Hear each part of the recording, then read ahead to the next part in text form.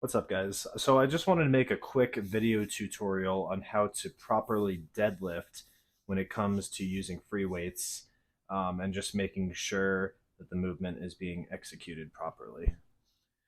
So what we're going to do here is start off with just a simple hinge movement.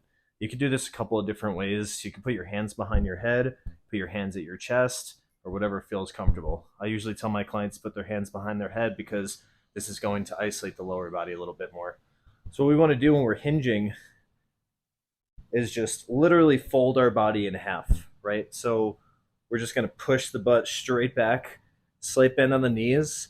Notice how with my hands behind my head, this is helping to keep my spine straight, driving the hips all the way through, right? So just a slight bend on the knees, right? It's not a squat.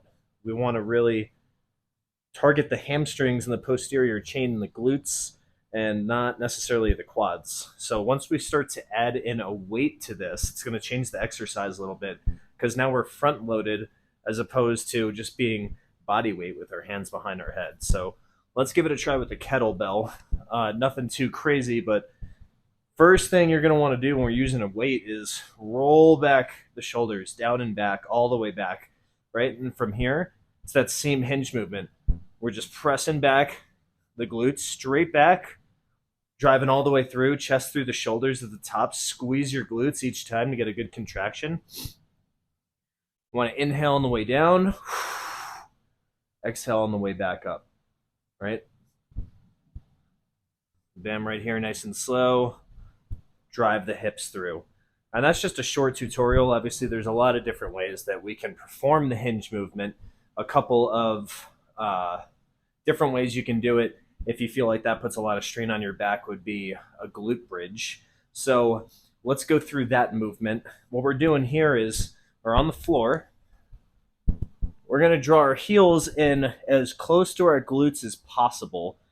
This is going to put more focus on the glutes as opposed to if we're out here, it's going to be a little bit more hamstrings. And I'll show you what I mean by that. So let's just bring the heels all the way in as far as possible. From here, again, hands can be at the chest for drive through the heels.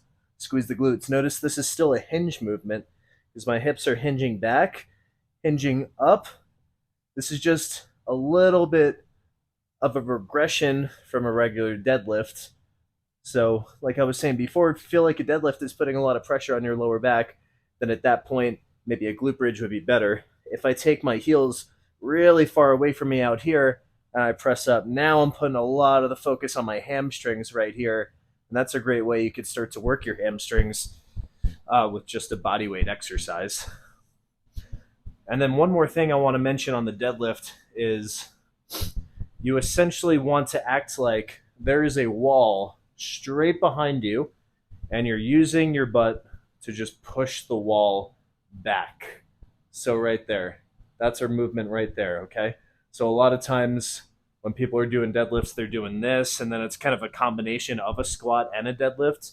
Just know that the difference between the two is huge because with a squat, we're pushing. With a deadlift, we are pulling. So a squat is here. We're sitting back on our heels. The knees are back, right? Sitting into the glutes. And then a deadlift is here. Hips come back. The chest is dropping, all right? The chest does not drop on a squat. The chest does drop on a hinge. Well, I hope that helps a little bit, guys. Leave a comment below on what you'd like to see next.